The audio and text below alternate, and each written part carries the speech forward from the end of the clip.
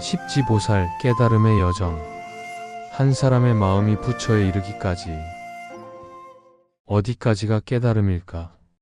언제부터 우리는 깨어 있다고 말할 수 있을까? 어느 날 우리는 문득 진리라는 단어를 마주합니다. 그건 한 권의 책에서 나왔을 수도 있고, 지나가는 누군가의 말 한마디, 혹은 잊히지 않는 삶의 충격에서 비롯되었을 수도 있죠. 그 순간 마음이 아주 조금 깨어납니다. 모든 것이 조금 달라 보이고 나 자신을 다시 보게 됩니다. 그 작은 흔들림이 바로 깨달음의 시작입니다. 하지만 거기서 끝나는 사람은 결국 다시 잠듭니다. 깨달음은 한순간의 직관이 아니라 계속 걸어야 하는 길입니다. 기쁨을 지나고 번뇌를 지나고 빛을 보기도 하고 그 빛에 눈멀기도 하며 내가 얼마나 나약한지 또 얼마나 단단해질 수 있는지를 끝없이 확인해야 하는 마음의 순례입니다. 이 길에는 빠른 지름길도 없고 누군가가 대신 걸어줄 수도 없습니다. 하지만 붓다와 보살들 그리고 수많은 수행자들이 먼저 걸어간 길이 있습니다. 그 중에서도 십지보살의 길은 보살이 부처로 향하는 가장 정제된 내면의 지도입니다. 십지, 10개의 마음, 10개의 계단, 10번의 붕괴와 10번의 피어남. 이 여정은 화려하지 않지만 그 무엇보다 진실합니다. 첫 번째 계단은 환희지입니다. 진리를 처음 만난 기쁨. 그 기쁨이 두려움으로 바뀌지 않기 위해 두 번째 계단에서는 번뇌를 씻어야 합니다. 이구지라 불리는 그 자리에서 우리는 내려놓는 법을 배웁니다. 그리고 빛이 피어납니다. 발광지. 하지만 빛에 눈이 멀지 않으려면 그 다음은 염해지 모든 허물을 태워야 하는 단계입니다. 이렇게 십지의 길은 단순히 지혜를 쌓아가는 것이 아니라 마음을 벗기고 또 벗겨서 가장 본질적인 나와 마주하는 여정입니다. 이 길을 걷는다는 건 스스로에게 진심이 되어가는 과정입니다. 내 마음을 믿고 그 마음을 지켜내는 힘을 기르는 것. 그래서 이 영상은 당신 안에 이미 시작된 깨달음의 불씨를 다시 한번 꺼내 들기 위해 만들어졌습니다. 이제 함께 그 길을 걸어볼까요? 십지보살 깨달음의 10단계 여정. 지금 그 첫 계단에 발을 디딥니다. 십지보살 제일지 환희지. 처음 진리를 마주한 기쁨. 모든 여정에는 시작이 있습니다. 깨달음의 길 또한 예외는 아닙니다. 하지만 그 시작은 화려하거나 극적인 장면이 아닙니다. 누구에게도 환영받지 않는 아주 조용한 문득에서 시작됩니다. 그 문득이란 건 익숙하던 세상이 이상하게 낯설어지는 순간입니다.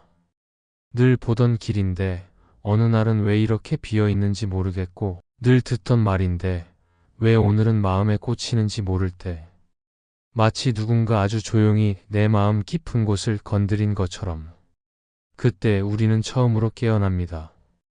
그것이 바로 환희지입니다. 불교에서 보살의 깨달음에는 10개의 단계가 있다고 전해집니다. 그 첫 번째가 바로 이 기쁨의 자리 환희지입니다. 이 기쁨은 세상의 쾌락이나 성취에서 오는 즐거움과는 다릅니다. 그건 오히려 무너짐에서 오는 기쁨입니다. 나라는 견고한 벽이 처음으로 살짝 금이 간 순간 고정되어 있던 나, 세상, 옳음, 가짐의 경계가 흔들리는 순간 놀랍게도 그 깨짐에서 우리는 벅차오르는 감정을 느낍니다. 왜일까요? 아무도 정답을 알려주지 않았는데 어느 날 스스로 알게 된 것 같은 느낌. 진리라는 말이 꼭 거창하거나 경전에서만 나오는 것이 아니라는 걸 처음 체감하는 순간, 아, 이게 진짜구나. 말로 설명할 수는 없지만 이건 진짜다. 이 말도 안 되는 직관. 이것이 바로 환희지의 기쁨입니다. 하지만 이 단계는 기쁨에 도취되기 쉬운 자리이기도 합니다. 그래서 환희지는 가장 달콤한 유혹이 될 수도 있고 가장 위험한 착각이 될 수도 있습니다. 나는 깨달았다. 나는 알게 되었다. 라는 생각이 들면 그 순간부터 마음은 다시 굳어집니다. 그럼에도 불구하고 이 기쁨은 수행자에게 너무나 소중한 첫 열쇠입니다. 왜냐하면 이 감동 없이 수행의 길은 시작되지 않기 때문입니다. 이 기쁨은 수행의 불시이자 나 자신에게서 발견한 처음이자 마지막 선물과도 같습니다. 환희지의 보살은 이제 세상과 자신을 다르게 보기 시작합니다. 사람들은 여전히 같은 말을 하고 세상은 여전히 같은 문제를 던지지만 마음은 더 이상 그 말에 똑같이 반응하지 않습니다.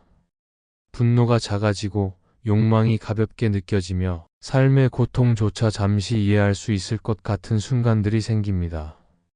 이건 신비가 아니라 깨어남의 아주 자연스러운 변화입니다. 환희지는 가슴이 열리는 자리입니다. 그동안 꼭 쥐고 있던 것들을 조금씩 내려놓게 되는 자리. 그동안 너무 중요하다고 믿었던 것들이 사실은 꼭 그렇지 않다는 걸 인정할 수 있는 순간. 나는 조금 더 자유로워질 수 있구나. 이 기쁨이 곧 다음 수행의 문을 여는 열쇠가 됩니다. 하지만 여기서 머무를 수는 없습니다. 기쁨은 지나가고 현실은 다시 흔들기 시작합니다. 깨달음은 감동만으로 유지되지 않습니다. 그래서 십지보살의 여정은 이 기쁨을 다음 단계인 이구지 번뇌를 떠나는 자리로 이끕니다. 기쁨을 유지하려면 그 기쁨을 방해하는 것들과 작별해야 하기 때문입니다. 이제 당신에게 묻습니다.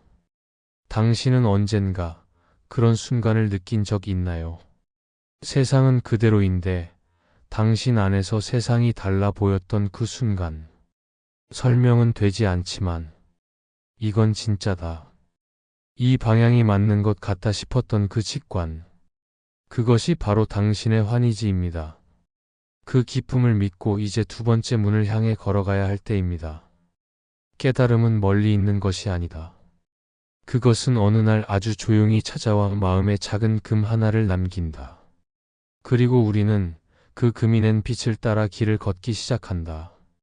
십지보살 제의지, 이구지, 마음을 씻어내다. 기쁨은 강렬합니다. 처음 진리를 마주했을 때의 환희는 잠시 세상의 모든 고통을 지워줄 것처럼 느껴지기도 하죠. 하지만 환희는 오래가지 않습니다. 깨달음의 불씨가 아무리 뜨거워도 그 불은 곧 내 안에 쌓여있던 먼지와 습기에 꺼지기 시작합니다. 지혜는 마음을 열어주지만 오래된 상처, 집착, 욕망, 원망은 그 열린 마음을 다시 닫아버립니다. 그제야 우리는 알게 됩니다. 깨달음은 느끼는 것이 아니라 지켜내는 것이라는 걸. 이 단계에서 수행자는 다음 문 앞에 섭니다.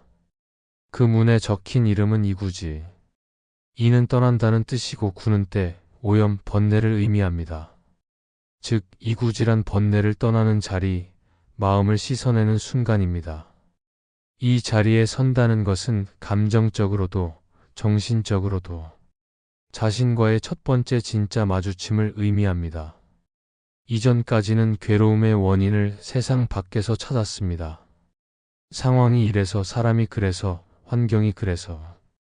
그런데 이구지에서는 화살이 밖이 아니라 안으로 향합니다. 이 고통은 정말 외부에서 온 것인가? 아니면 내가 오랫동안 쥐고 있었던 무엇 때문은 아니었을까? 그 질문을 던지는 순간 우리는 안다는 것이 아니라 내려놓아야 할 것이 얼마나 많은지를 보기 시작합니다. 이구지에서 마주하는 감정들은 결코 아름답지 않습니다. 오히려 무겁고 지저분하고 외면하고 싶은 것들입니다. 과거에 나도 모르게 품고 있었던 열등감, 놓지 못한 비교심, 누군가를 향한 묵은 원망, 스스로를 향한 자책. 그 모든 것들이 하나둘 마음 위로 떠오릅니다. 그리고 이제 우리는 그걸 붙들 것이냐, 놓을 것이냐의 기로에 서게 됩니다. 이구지의 보살은 그 모든 감정을 억누르지 않고 피하지 않고 정면으로 마주합니다. 하지만 머물지 않습니다. 이 감정은 나지만 내가 전부는 아니다. 이 괴로움은 실제지만 영원하진 않다. 나는 이 감정과 함께 있지만 이 감정은 나를 지배하지 않는다. 이런 자각이 마음속에서 천천히 피어오릅니다. 그것이 바로 씻어냄입니다. 지우는 게 아니라 오염이 더 이상 중심이 되지 않게 하는 일. 우리는 보통 지혜를 쌓는다고 생각합니다. 하지만 이구지에서는 지혜를 덧붙이지 않습니다. 오히려 덜어냅니다. 벗겨냅니다. 지우고 놓고 씻어냅니다. 왜냐하면 본래 마음은 맑기 때문입니다. 다만 그 위에 쌓여있던 생각과 상처와 망상이 그 맑음을 가렸을 뿐입니다. 현대의 삶에서 이구지란 무엇일까요? 그건 아마도 이런 순간일 겁니다. 누군가를 탓하고 싶었지만 문득 나의 기대가 너무 컸다는 걸 알아차리는 순간. 수많은 자극 속에서 흔들리다 조용히 나에게 괜찮아? 라고 묻는 순간. 더 가지려고 애쓰던 마음이 지쳐 처음으로 그만 가져도 되겠다는 안도감이 들었을 때. 이 모든 순간은 내면의 이구지입니다. 하지만 이구지의 길은 쉽지 않습니다. 놓는 일은 말보다 훨씬 어렵습니다. 왜냐하면 우리는 붙잡는데 너무 익숙해져 있기 때문입니다. 잊으면 안 되잖아. 내가 당한 걸 그냥 넘길 수는 없잖아. 이건 나를 지켜주는 기억이야. 이건 나를 만든 고통이야. 그 모든 말이 맞을 수 있습니다. 그러나 그 말들이 당신을 더 단단하게 만들고 있나요? 아니면 당신을 계속 과거의 무게에 붙들어 두고 있지는 않나요? 이구지는 말합니다. 내가 쥐고 있는 고통이 너를 보호하는 것이 아니라 너를 가두고 있는 건 아닐까? 그리고 덧붙입니다. 그걸 놓아야 내 마음이 다시 맑아질 수 있다. 이구지에서 우리는 스스로를 정화하는 법을 배웁니다. 누가 대신 씻겨주는 것이 아닙니다. 아무리 좋은 말, 아무리 감동적인 가르침도 스스로 놓지 않으면 그건 내 것이 아닙니다. 진짜 수행은 아는 것을 넘어 벗기는 것입니다. 이야기는 묻습니다. 당신은 지금 무엇을 놓지 못하고 있나요? 혹시 그 마음 지키려는 게 아니라 숨고 있는 건 아닐까요? 당신 안의 본래 맑음은 지금도 그 안에 있습니다. 단지 꺼내주기를 기다리고 있을 뿐. 진리는 채움이 아니라 비움 속에서 빛난다. 마음은 덧붙일수록 흐려지고 내려놓을수록 선명해진다. 이구지는 맑아지는 용기를 배우는 자리다. 십지보살 제3지, 발광지, 내면에서 피어나는 빛, 진리를 처음 마주한 기쁨, 그 기쁨을 지켜내기 위한 번뇌의 정화. 그 두 단계를 지나 수행자는 이제 어둠 속에서 처음으로 자신의 빛을 봅니다. 그것은 외부에서 비추는 빛이 아닙니다. 누가 가르쳐 주거나 무엇을 외워서 알게 된 것도 아닙니다. 그건 아주 조용하게 마음 깊은 곳에서부터 바라는 빛, 바로 지혜의 불꽃입니다. 이 자리를 불교에서는 발광지라 부릅니다. 발광. 말 그대로 빛을 발한다는 뜻입니다. 하지만 이 빛은 눈에 보이는 빛이 아닙니다. 그것은 자기 안에서 피어나는 직관과 통찰의 빛, 즉 지혜의 내부화를 의미합니다. 지금까지의 깨달음은 외부의 가르침에 대한 감동, 내면 청소를 통한 준비였다면 이제는 스스로 진리를 보는 힘이 자라기 시작하는 단계입니다. 빛을 보기 시작하는 게 아니라 빛을 내기 시작하는 자리, 그게 바로 발광지입니다. 우리는 보통 외부의 빛에 의존해 살아갑니다. 누군가의 말, 누군가의 인정, 무언가의 기준. 그것이 옳다고 하면 옳고 그것이 틀렸다고 하면 불안해집니다. 하지만 발광지의 보살은 그 외부의 조명 없이도 자기 내면의 빛으로 길을 보기 시작합니다. 누군가의 칭찬 없이도 내가 옳다고 느끼는 것을 따를 수 있고, 누군가와 다르더라도 내 마음의 평온을 지킬 수 있으며, 결과가 흔들리더라도 나의 선택에 중심을 둘 수 있는 힘. 이런 변화는 바로 내 안에 빛이 깨어났다는 증거입니다. 그런데 빛이 생겼다고 해서 모든 게 명확해지는 건 아닙니다. 오히려 내면이 밝아질수록 그 안에 감추어졌던 어둠이 더 또렷이 보이기 시작합니다. 발광지의 보살은 이때 처음 자신이 숨겨온 그림자와 마주하게 됩니다. 내가 선하다고 믿었던 의도가 사실은 인정받고 싶었던 욕망이었음을, 내가 내세웠던 이타심이 누군가를 조종하고자 했던 마음이었음을, 내가 만든 정의가 누군가에겐 폭력이 될 수 있었음을, 그 모든 불편한 진실들이 빛 앞에서 하나씩 드러납니다. 그럼에도 발광지의 보살은 도망치지 않습니다. 왜냐하면 이제는 그 어둠까지도 품어야 한다는 걸 알게 되었기 때문입니다. 진짜 빛은 자신을 드러내기 위한 수단이 아닙니다. 그건 오히려 자신의 내면을 더 정확히 비춰보게 만드는 도구입니다. 발광지에서 피어난 빛은 세상에 향하는 게 아니라 먼저 나에게 향합니다. 그 빛으로 나의 상처를 보고 내 의도를 비추고 내 말과 행동을 돌아봅니다. 그래서 이 단계에 이른 보살은 더 이상 남을 판단하지 않습니다.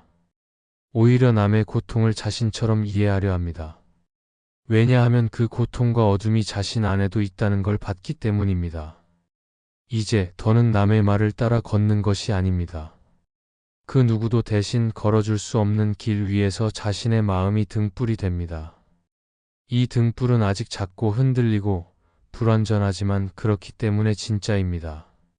왜냐하면 그건 가르침이 준 빛이 아니라 고통을 꿰뚫고 나온 나 자신의 깨달음이기 때문입니다. 이 깨달음은 이론도 종교도 이상도 아닙니다. 그건 단지 나는 이제 나 자신을 속이지 않겠다는 결심의 빛입니다. 지금 당신도 누군가를 따라가던 삶에서 스스로 길을 보려는 순간이 있지 않나요? 더 이상 타인의 기대에 휘둘리지 않으려 할 때, 스스로에게 진실해지고 싶을 때, 과거의 후회나 비교에서 벗어나 지금의 나를 인정하려고 했을 때, 그건 모두 당신 안에 빛이 피어나기 시작한 순간입니다. 그 빛은 완벽하지 않아도 괜찮습니다. 작은 촛불 하나로도 자신의 길을 보기엔 충분하니까요. 하지만 빛이 생기면 또 하나의 유혹이 찾아옵니다. 그 빛에 스스로 도취되는 것. 나는 이제 안다. 나는 의식이 높다. 나는 다르게 보고 있다. 이 생각이 커지면 빛은 지혜가 아니라 또 다른 그림자가 됩니다. 그래서 다음 단계는 그 빛조차 불태우는 자리, 즉 염해지입니다. 자신이 만든 지혜의 틀조차 다시 태워야 하는 자리. 빛의 주인이 되기 위해선 그 빛에 타오를 준비도 되어 있어야 하니까요. 지금 당신 안에도 작지만 선명한 무언가가 조용히 깨어나고 있지 않나요? 그것이 빛입니다. 그것이 수행입니다. 그것이 당신이 스스로에게 거짓말하지 않겠다고 다짐한 순간부터 시작된 발광지의 불꽃입니다. 빛은 멀리서 오는 게 아니다. 스스로의 어둠을 꿰뚫는 순간 마음 깊은 곳에서 조용히 피어난다. 발광지 그것은 이제 누군가의 가르침이 아닌 내 안에서 빛나기 시작한 나만의 진리다. 십지보살 제사지, 염해지, 허물을 태우는 지혜. 빛은 아름답습니다. 그 빛이 내 안에서 피어났을 때 우리는 처음으로 길을 스스로 본다는 감각을 가집니다. 하지만 그 빛이 오래 머물러 있으면 그 빛마저도 또 다른 그림자가 될 수 있습니다. 발광지에서 깨어난 지혜는 때때로 자만이 되고 이해는 판단이 되며 명확함은 고집이 되기도 하죠. 진짜 지혜는 지혜를 쥐는 것이 아니라 지혜를 태우는 데서 비로소 시작됩니다. 이제 우리는 네 번째 문 앞에 섭니다. 그 문은 불타고 있습니다. 염해지. 불꽃처럼 타오르는 지혜의 자리. 염은 불꽃, 해는 지혜. 즉 염해지는 지혜의 불꽃이 치솟는 경지, 그 불꽃으로 마음속 허물을 태우는 수행의 순간입니다. 지금까지는 내면의 빛을 피워왔다면 이제는 그 빛을 더 뜨겁게 태워나 자신을 새롭게 단련하는 과정으로 접어듭니다. 이곳에서는 오랫동안 지니고 있었던 자아의 껍질, 심지어 수행자라는 이름에 붙은 자부심조차 모두 불타야 합니다. 자신이 꽤 성숙해졌다고 느끼는 순간 새로운 벽이 나타납니다. 그 벽은 다름 아닌 나의 오름입니다. 내가 옳다고 믿었던 가치, 수행의 기준, 지혜라고 여겼던 판단들. 그 모든 것들이 이제는 나를 막는 장벽이 됩니다. 왜냐하면 진리는 하나의 형태에 머물지 않기 때문입니다. 염해지의 불은 그 고정된 틀들을 태웁니다. 내가 만든 신념조차 내려놓게 만들고 내가 믿어온 수행 방식도 다시 돌아보게 하며 내가 쌓아온 지식과 통찰조차 더 큰 무지 앞에 무릎 꿇게 만듭니다. 이곳에서 보살은 비로소 나는 아직도 모른다는 진실에 다시 도달합니다. 우리는 살아오면서 수많은 마음의 껍질을 만들어 왔습니다. 남에게 잘 보이기 위한 친절, 비교 속에서 키워진 자기 비하, 성과를 통해 얻은 존재감, 수행자답게 보여야 한다는 부담, 심지어 깨달은 사람처럼 살아야 한다는 허상. 이 모든 것이 어느새 내 마음의 진실을 가리고 있는 죄가 됩니다. 염해지의 불은 그 죄를 태웁니다. 다 타고 나면 아무것도 남지 않을 것 같지만 실은 그 속에야말로 진짜 나의 중심이 숨쉬고 있습니다. 염해지에서 말하는 태움은 억누르거나 없애는 것이 아닙니다. 그건 내 안의 진실이 아닌 것들을 인정하고 놓아주는 행위입니다. 때때로 우리는 자기 자신이 만든 선함에 속고 자기 자신이 만든 고결함에 갇힙니다. 염해지는 말합니다. 너의 선함도 너의 지혜도 모두 너라는 경계를 만들고 있다면 그건 여전히 너를 묶는 번뇌다. 그 말 앞에서 수행자는 깊은 내면의 붕괴를 겪습니다. 그러나 그 붕괴는 파괴가 아니라 정화입니다. 무너지고 나서야 비로소 빈 그릇에 새로운 물이 담길 수 있습니다. 염해지의 불은 단순히 파괴의 도구가 아닙니다. 그것은 따뜻함과 살림의 불이기도 합니다. 그 불로 인해 수행자는 더는 고통을 피하지 않습니다. 고통을 바라보고 껴안고 그 안에서 자비를 끄집어냅니다. 왜냐하면 스스로의 허물을 받던 자만이 타인의 허물도 사랑으로 감쌀 수 있기 때문입니다. 염해지의 보살은 이제 자기 자신을 해부하듯 돌아보고 그 모든 어두움에 등을 돌리지 않습니다. 오히려 그 어둠을 안아주는 따뜻함, 그것이 염해지의 진짜 빛입니다. 당신도 이런 순간을 느껴본 적이 있지 않나요? 내가 쌓은 자존심이 오히려 나를 올가매는 순간. 내가 옳다고 주장했던 것이 누군가에겐 상처였음을 알게 되었을 때. 나답다고 믿었던 모습이 사실은 불안에서 나온 방어였다는 걸 인정한 순간. 그 모든 순간은 염해지의 불이 당신을 비춘 순간입니다. 그 불은 고통스럽지만 결코 당신을 해치려는 불이 아닙니다. 그건 당신을 진짜 당신으로 태어나게 하는 불입니다. 염해지를 지나면 보살은 더 이상 자신의 오름에 집착하지 않습니다. 이제는 모든 존재의 괴로움에 응답하려는 마음이 커지기 시작합니다. 그래서 다음 단계는 난승지 어떤 시련에도 흔들리지 않는 자리입니다. 하지만 그 흔들림 없음은 애초에 흔들릴 것이 없기 때문이 아닙니다. 불 속에서 수없이 흔들린 끝에 마침내 흔들림을 받아들이게 된 자의 평온, 그게 난승지의 기반이 됩니다. 당신은 지금 무엇을 태우고 있나요? 혹은 아직 태우지 못하고 있는 것은 무엇인가요? 지혜는 빛나기도 하지만 때론 태워야 비로소 진짜 나를 드러냅니다. 염해지는 말합니다.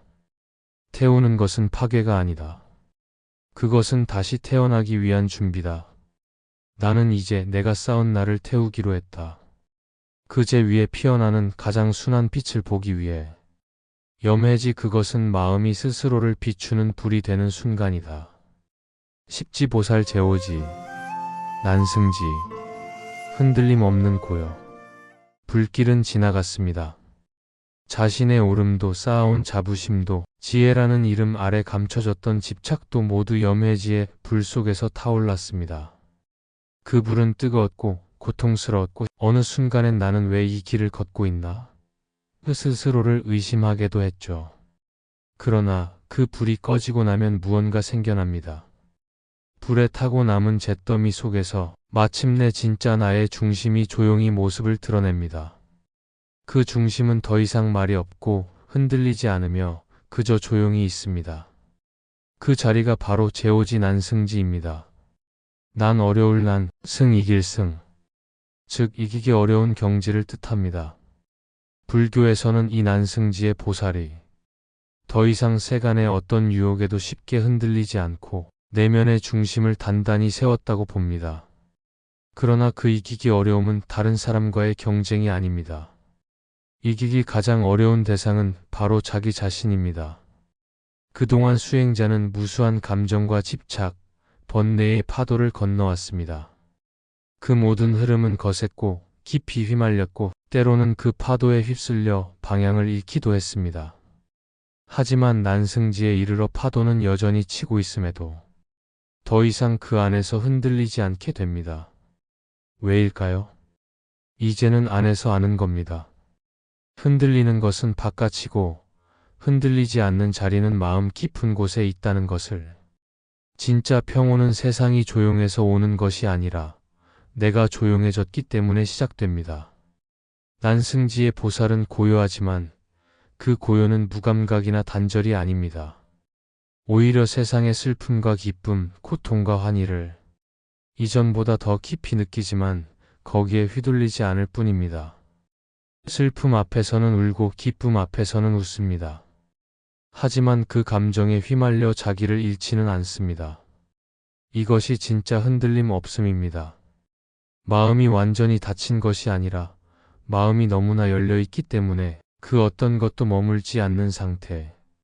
난승지에 이르면 수행자는 자기만의 고요한 공간을 갖게 됩니다.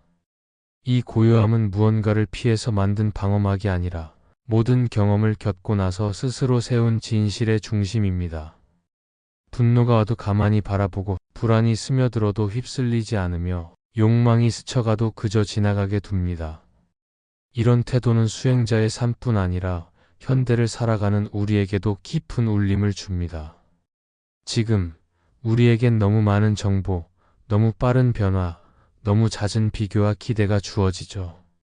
그 속에서 나를 잃지 않는 중심을 가지는 일. 그게 바로 오늘날의 난승지입니다. 난승지의 보살은 마음을 바람에 비유합니다. 바람은 멈추지 않습니다. 그러나 바람은 집착하지도 않죠. 그는 자신의 감정도 생각도 남의 평가도 인정도 모두 바람처럼 받아들입니다. 이 말은 무감각해지라는 뜻이 아닙니다. 그건 오히려 어떤 감정이든 잠시 머물다 떠나는 것임을 전심으로 이해했기 때문에 가능한 평온입니다. 이 마음 상태는 수행의 중요한 기준점이 됩니다. 진짜 중심은 흔들림을 없애는 것이 아니라 흔들림 속에서도 무너지지 않는 것입니다. 난승지의 보살은 고요한 가운데 자비를 준비합니다. 더 이상 자비는 감정의 동정심이 아닙니다. 그건 그 어떤 존재도 자기만의 흔들림을 겪고 있다는 걸 온전히 이해하는 마음에서 나오는 따뜻함입니다. 그래서 그는 누구도 판단하지 않고 누구에게도 설교하지 않습니다. 그저 필요한 자리에 가서 조용히 함께 앉아 있을 뿐입니다. 어쩌면 그의 침묵은 어떤 말보다 깊은 자비일지도 모릅니다. 당신도 이런 순간이 있지 않나요? 누군가의 말에 화가 났지만 문득 그 감정이 반응일 뿐임을 알아차린 순간. 무언가에 이끌려 흔들렸지만 중심으로 다시 돌아오려 애쓴 순간. 세상이 시끄러워도 나만은 조용히 숨을 들이쉬고 싶은 마음이 들었을 때.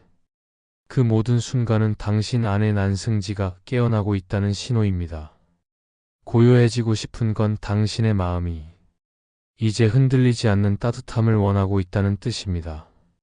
당신은 지금 무엇에 휘둘리고 있나요? 그 휘둘림을 억누를 필요는 없습니다. 다만 바라보면 됩니다. 그리고 말해주세요. 나는 지금 흔들리고 있지만 무너지지 않는다.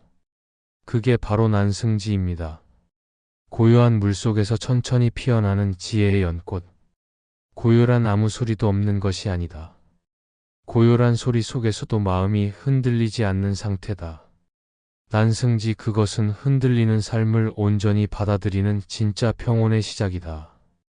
십지보살 제육지, 현전지, 진실이 드러나는 자리.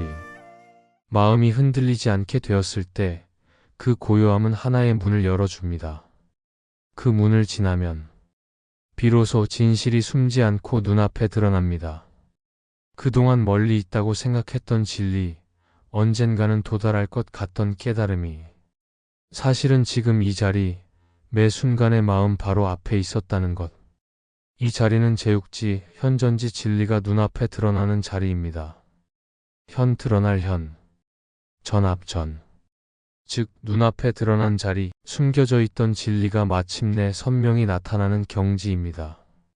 여기서 중요한 것은 진리가 새롭게 생긴 것이 아니라는 점입니다.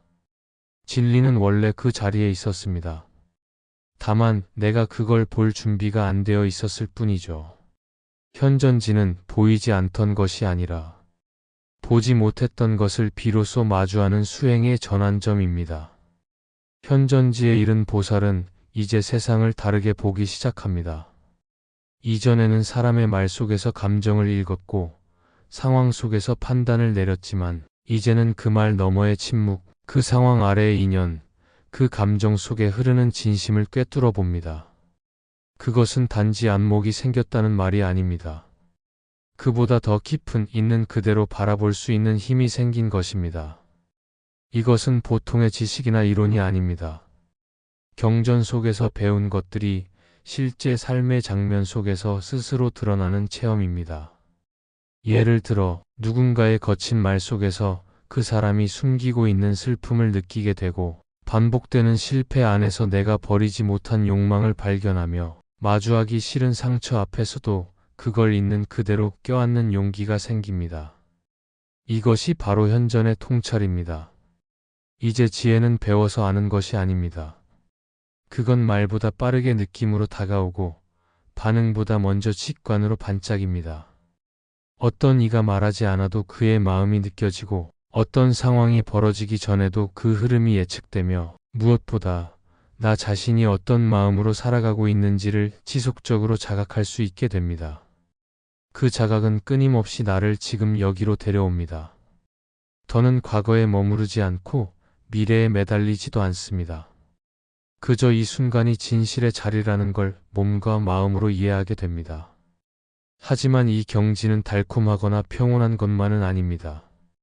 왜냐하면 진리가 드러난다는 것은 숨기고 싶던 나의 모습 역시 드러난다는 뜻이기도 하니까요.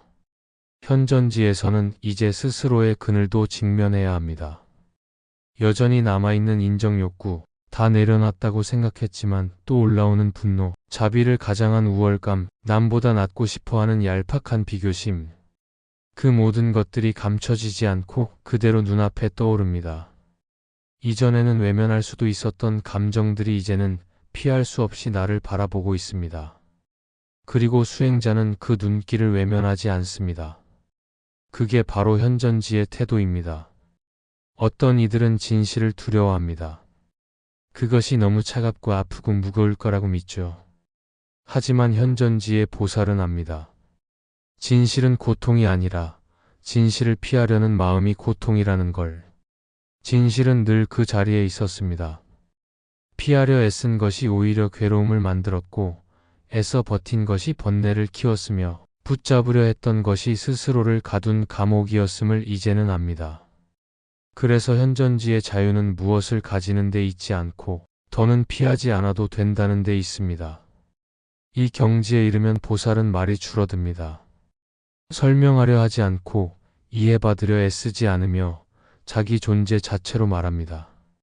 그 존재는 누군가를 구제하려 하지 않지만 곁에 있으면 자연스럽게 사람들의 마음이 가라앉고 생각이 정리되고 상처가 가볍게 느껴지게 됩니다.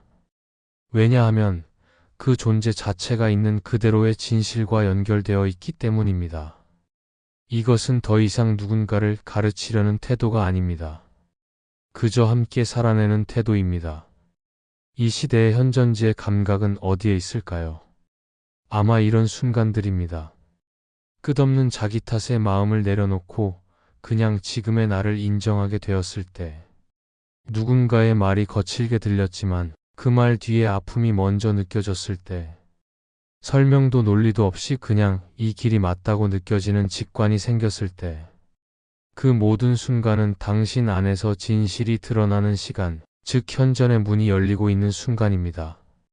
당신은 지금 무엇을 외면하고 있나요? 혹시 보기 싫다고 느낀 그것이야말로 당신에게 가장 필요한 진실은 아닐까요? 현전지는 말합니다. 진실은 기다리지 않는다. 그건 언제나 그 자리에 있었고, 다만 지금의 내가 그것을 마주할 용기가 없었을 뿐이다. 진리는 멀리 있지 않다. 그건 지금 이 순간, 이 자리에서 내 마음이 조용해졌을 때 조용히 드러난다. 현존지 그것은 진실을 두려워하지 않게 된 마음의 시선이다.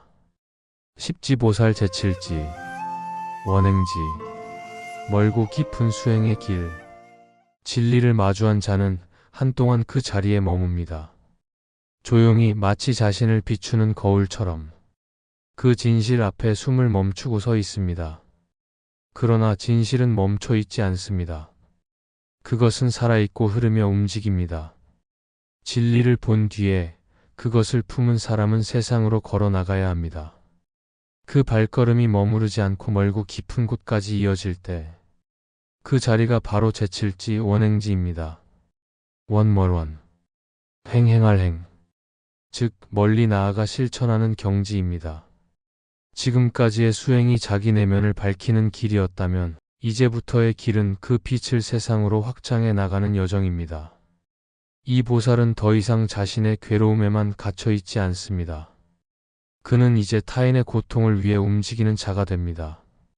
원행지의 보살은 소리 없이 멀리 갑니다. 그는 크고 대단한 일을 하지 않습니다. 오히려 그가 하는 일은 작고 평범하고 일상적입니다.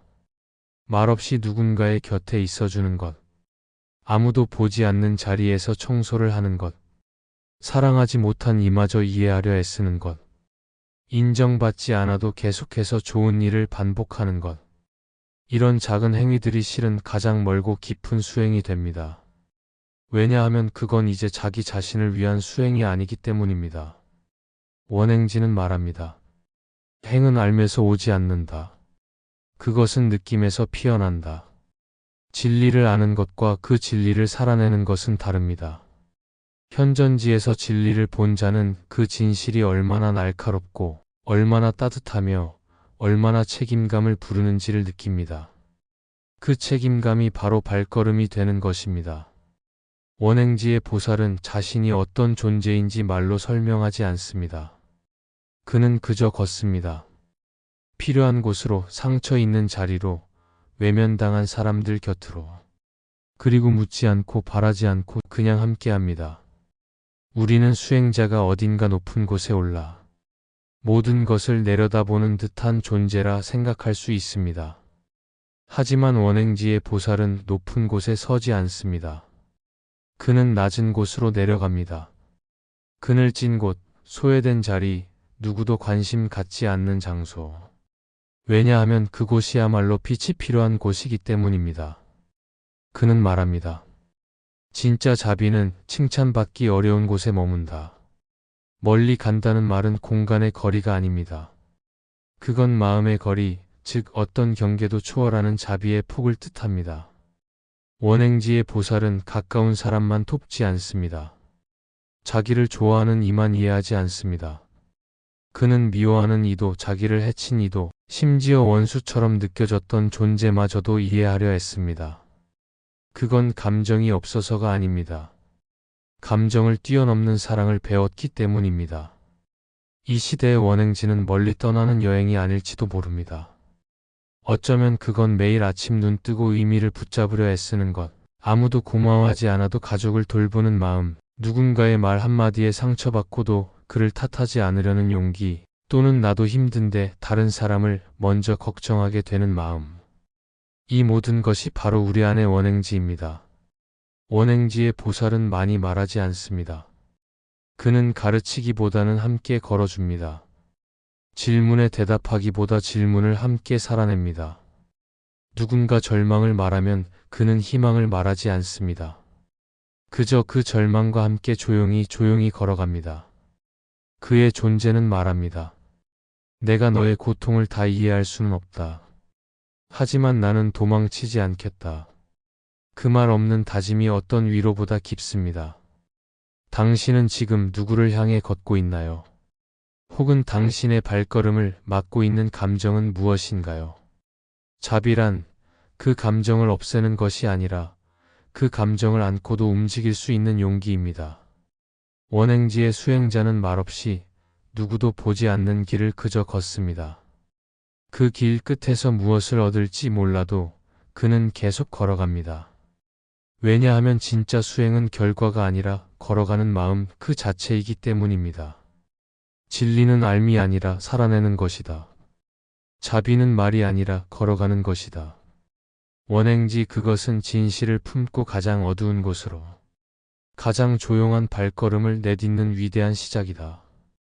십지보살 제8지 부동지 마음이 머무는 자리. 사람의 마음은 참 쉽게 흔들립니다. 누군가의 말 한마디, 예상치 못한 상황 하나, 무심코 지나친 과거의 기억조차 하루를 송두리째 무너뜨릴 만큼 우리의 중심은 자주 흔들립니다. 수행은 어쩌면 그 흔들림 속에서 흔들리지 않는 자리를 찾아가는 여정일지도 모릅니다. 그리고 그 여정의 한가운데 어떤 것도 더 이상 나를 무너뜨릴 수 없는 자리가 있습니다. 그 자리가 바로 십지보살의 제8지 부동지입니다. 부안이다. 동움직이다. 즉 움직이지 않음, 흔들리지 않음, 흘러가지 않음. 하지만 이 부동은 무감하거나 굳어있는 상태가 아닙니다. 이것은 모든 흐름을 인식하면서도 그 흐름에 휘둘리지 않는 지혜의 자리입니다. 흔들리는 것들을 보면서도 내가 그 흔들림이 아님을 아는 것. 부동지는 바위처럼 무거운 것이 아니라 고요한 호수처럼 깊고 잔잔한 중심입니다. 나는 움직이지 않는다가 아니라 나는 중심에 있다. 부동지의 보살은 세상의 흐름을 외면하지 않습니다. 오히려 그는 누구보다 그 흐름을 민감하게 감지합니다. 하지만 그 안에서 자신의 자리를 잃지 않습니다. 남의 칭찬에 취하지 않고 비난에도 꺾이지 않으며 이익에 욕심내지 않고 손해를 두려워하지 않습니다. 그의 모든 반응은 의식된 고요 안에서 나옵니다. 그 고요는 참으로 강력합니다. 왜냐하면 그건 수많은 흔들림 끝에 스스로 지켜낸 평온이기 때문입니다. 우리는 흔히 부동이라 하면 감정이 없는 상태를 떠올립니다. 하지만 부동지의 보살은 감정을 없애지 않습니다. 그는 여전히 느끼고 아파하고 슬퍼하고 기뻐합니다. 그러나 그 감정은 그를 휘두르지 않습니다. 그는 감정이 일어남을 알고 감정이 사라짐을 지켜보고 그 모든 과정을 그저 한 번의 파동처럼 바라봅니다. 감정은 지나가고 나는 남는다. 그것이 부동지의 태도입니다. 부동지는 결코 쉽게 도달하지 않습니다. 그 앞에 7단계 기쁨, 정화, 발광, 태움, 평온, 직관, 실천. 그 모든 과정을 통과해야 비로소 부동의 문 앞에 설 수 있습니다. 왜냐하면 이 자리는 단지 수행의 결과가 아니라 수행 전체의 축적이기 때문입니다. 마음을 닫고 번뇌를 바라보고 자비로 걸어온 모든 흔적이 마침내 움직이지 않는 중심을 만들어냅니다. 세상은 움직인다. 그러나 그는 중심에 있다. 부동지의 보살은 세상이 요동치는 걸 봅니다. 전쟁이 일어나고 권력은 부침을 거듭하며 사람들의 감정은 하루에도 수백 번 오르내리고 그 가운데 그는 조용히 앉아 있습니다. 그러나 그 앉음은 도피가 아닙니다. 그는 도망치지 않고 그 안에서 함께 견딥니다. 그 중심은 말합니다. 세상은 흔들려도 내가 흔들리지 않으면 나 또한 세상이 될 수 있다. 부동지는 단단하지만 그 단단함은 부드러움을 품고 있습니다. 그는 고집스럽지 않고 단정하지 않으며 어떤 것에도 틀림을 쉽게 말하지 않습니다. 왜냐하면 그는 압니다. 세상의 모든 움직임은 다만 흐름일 뿐 옳고 그름으로 잘라낼 수 있는 것이 아니다. 그는 판단하지 않되 분별하며 말을 아끼되 행동하고 가만히 있지만 언제든 필요한 곳으로 움직일 준비가 되어 있습니다. 이런 상태야말로 진짜 부동입니다. 우리는 매일 흔들립니다. 누군가의 삶의 부러움이 일고 비교심에 조바심이 나고 남의 시선에 스스로를 맞추려 했습니다. 그러다 지칩니다. 무너집니다. 스스로가 낯설어집니다. 그럴 때 우리에게 필요한 건 부동지의 마음입니다. 비교하지 않고 스스로의 자리를 찾으며 흔들려도 중심으로 돌아올 수 있는 마음. 그 중심은 어디 멀리 있지 않습니다. 바로 지금 이 자리에서 나는 나로 살아도 괜찮다는 확신, 그게 부동지입니다. 당신은 지금 무엇에 흔들리고 있나요? 그리고 그 흔들림에서 당신을 지켜줄 단 하나의 중심은 무엇인가요? 부동지는 말합니다. 흔들리지 않는다는 것은 단단한 것이 아니다. 그것은 흔들려도 다시 돌아올 자리를 마음속에 갖고 있다는 뜻이다. 부동이란 침묵 속의 가장 단단한 외침이다. 세상이 소란해도 나는 가만히 그 모든 것을 안고 조용히 선다. 부동지, 그것은 수행자의 마음이 비로소 머물게 된 자리다. 십지보살 제구지, 선해지, 모든 법을 꿰뚫는 지혜. 수행이란 단지 마음을 고요하게 만드는 것이 아닙니다. 마음을 바라보며, 세상을 바라보며 그 안에 숨어있는 고통의 뿌리를 조용히 깊이 이해해가는 여정입니다. 그리고 그 고통을 이해하는 것을 넘어 그 모든 존재가 왜 그렇게 살아가고 있는지를 자비롭게 꿰뚫어보는 단계에 이르렀을 때, 그 자리가 바로 제구지 선해지입니다. 선착할 선, 회지혜해, 즉 선한 지혜, 자비로운 통찰, 모든 법을 꿰뚫는 따뜻한 알매 자리입니다. 이제 보살은 세상의 현상만을 보는 것이 아니라 그 현상 이면의 원인, 그 원인을 이루는 인연, 그리고 그 인연까지 품은 지혜의 흐름을 깊이 이해합니다. 이것은 모든 존재가 왜 고통받는지를 아는 것이고, 그 고통을 멈추기 위해 어떻게 말하고 행동하고 침묵해야 하는지를 스스로 깨달아 움직이게 되는 경지입니다.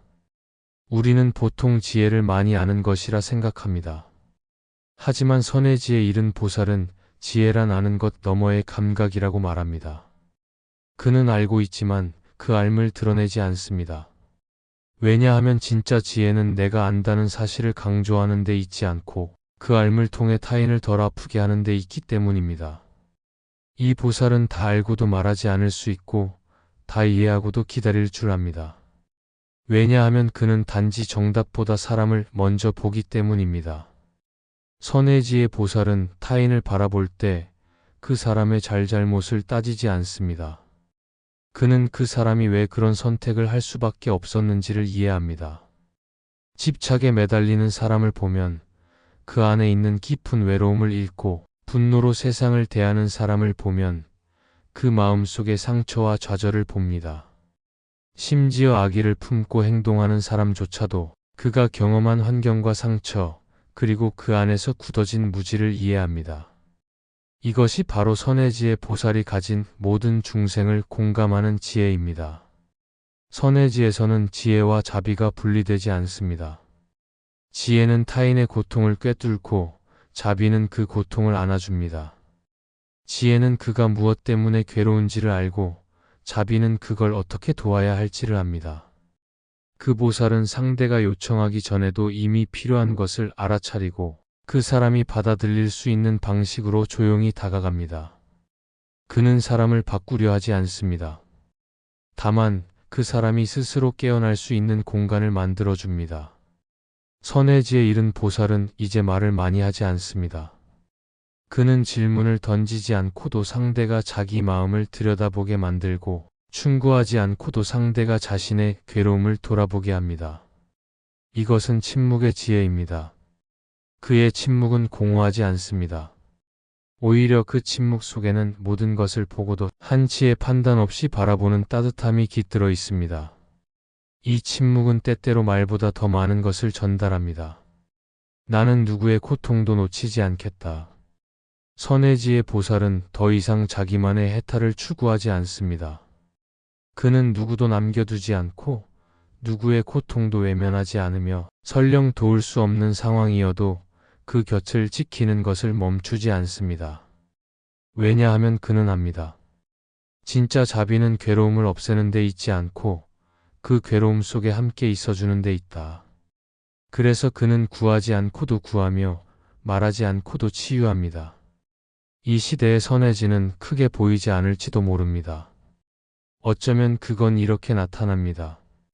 누군가의 말에 상처받았지만 그 말 속에 숨은 두려움을 이해해 보려는 마음. 의견이 다른 사람과 마주해도 그 사람의 성장 환경과 배경을 생각해 보는 여유. 내 안의 판단을 내려놓고 상대의 눈을 진심으로 들여다보려는 시도. 그런 모든 순간이 우리 안에서 깨어나는 작은 선해지입니다. 당신은 지금 누구를 이해하려 애쓰고 있나요? 그리고 그 이해는 상대방을 바꾸기 위한 것이 아니라 그를 있는 그대로 받아들이기 위한 노력인가요? 선해지는 말합니다. 지혜는 옳음을 드러내는 데 쓰는 것이 아니라 고통을 이해하고 함께하는 데 써야 한다. 지혜란 누군가를 꿰뚫어 보는 것이 아니라 꿰뚫어 본 뒤에도 여전히 그를 사랑할 수 있는 마음이다. 선해지 그것은 모든 법을 꿰뚫고도 여전히 세상과 함께 웃을 수 있는 따뜻한 눈이다. 십지보살 제10지 법운지 모든 존재를 적시는 법의 구름. 이제 수행의 길이 끝에 다다랐습니다. 수많은 질문과 번뇌, 수천 번의 고요와 동요, 수억 번의 집착과 내려놓음 끝에 보살은 드디어 자신 안의 진리가 완전히 익은 상태에 이릅니다.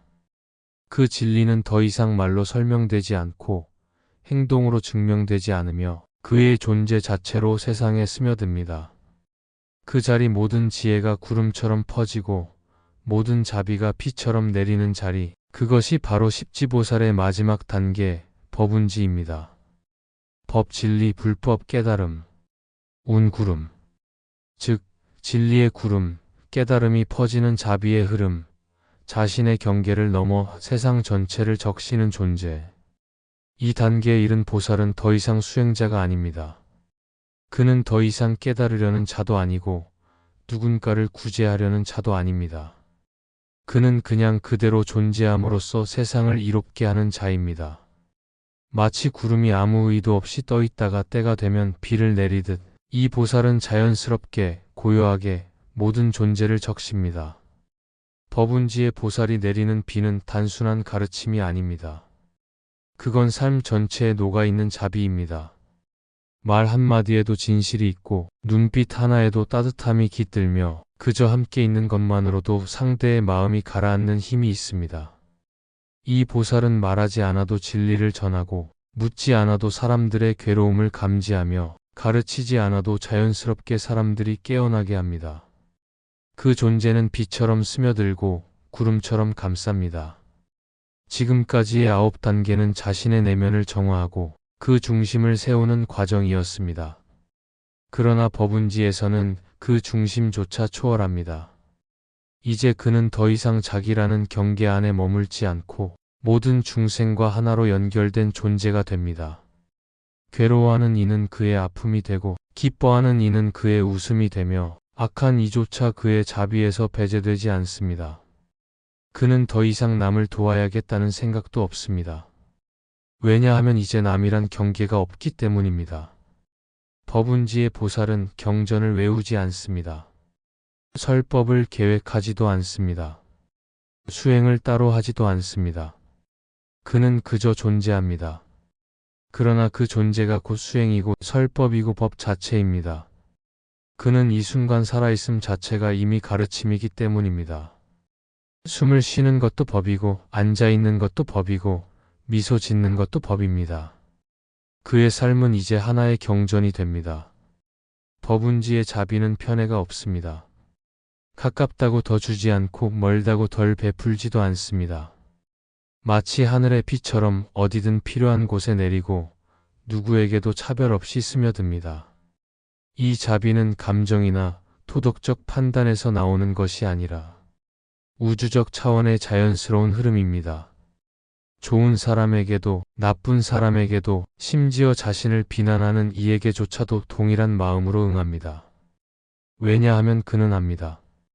모든 존재는 언젠가 깨어날 씨앗을 품고 있다. 구름은 자기 뜻대로 움직이지 않습니다. 그저 바람을 따라 흘러갑니다. 법운지의 보살 역시 자기 계획대로 살지 않습니다. 그는 중생이 부르는 방향으로 움직입니다. 누군가가 고통받는다면 그 자리에 가만히 머물고 누군가가 길을 잃었다면 조용히 등을 비춰줍니다. 그는 앞에 서지 않고 뒤에서 밀어주며 빛나지 않아도 어두운 곳에 항상 존재합니다. 우리는 이 경지에 다다를 수 있을까요? 어쩌면 지금은 그저 매일을 살아내는 것만으로도 버겁습니다. 하지만 법운지의 자비는 언제나 우리 곁에 보이지 않게 흘러오고 있었습니다. 엄마가 말없이 아이의 도시락을 싸는 손끝, 간호사가 야간 병실을 돌며 환자를 살피는 눈빛, 친구의 말 없는 위로, 나도 모르게 내게 닿은 따뜻한 말 한 줄. 그 모든 것이 법운지의 자비와 지혜가 세상 속에 퍼져 있는 증거입니다. 당신은 지금 누군가의 구름이 되어 머물고 있진 않나요? 혹은 당신 곁에는 이미 조용히 머물며 당신을 적시고 있는 누군가의 법운이 있진 않나요? 법운지는 말합니다. 말이 아닌 삶으로 드러나는 진리가 있다. 그것은 흘러가며 적시고 사라지며 남는다. 이제 보살은 배우는 자가 아니다.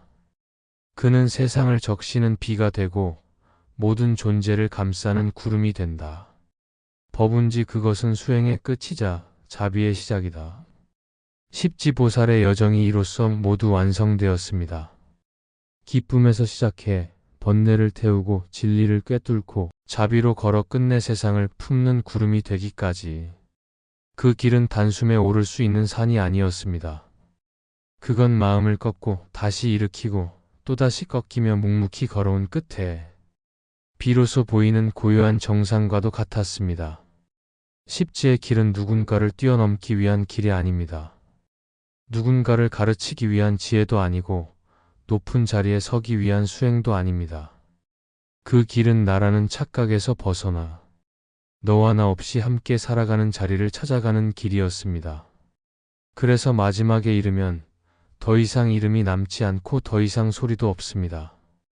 그저 바람처럼 구름처럼 비처럼 세상을 감싸고 필요한 곳에 머물다 흔적 없이 흘러갑니다. 이 영상을 보고 계신 당신도 이미 그 여정을 걷고 있는 사람입니다. 아직 갈 길이 멀게 느껴져도 이미 출발했다는 것 자체로 당신은 첫 번째 보살의 땅 환희지를 딛고 있습니다. 그러니 너무 조급해하지 마세요. 때로는 멈춰도 좋고 돌아가도 괜찮습니다. 진짜 수행은 언제나 지금 여기에서 다시 시작할 수 있으니까요. 이제 질문은 우리에게 돌아옵니다. 당신은 지금 어디쯤 걷고 있나요? 그리고 당신이 머무는 자리에서 누군가에게 작은 그늘이 되어줄 수 있다면 그것이 바로 당신만의 법운지입니다. 감사합니다.